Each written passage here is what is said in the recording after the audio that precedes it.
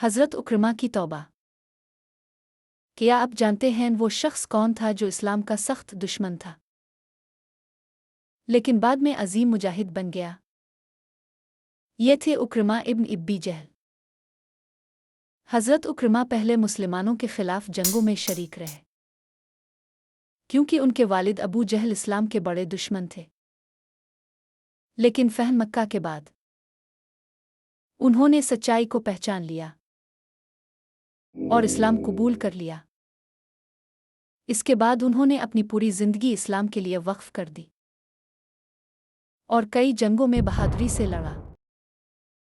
یہی ہے توبہ کی طاقت جو انسان کی پوری زندگی بدل دیتی ہے۔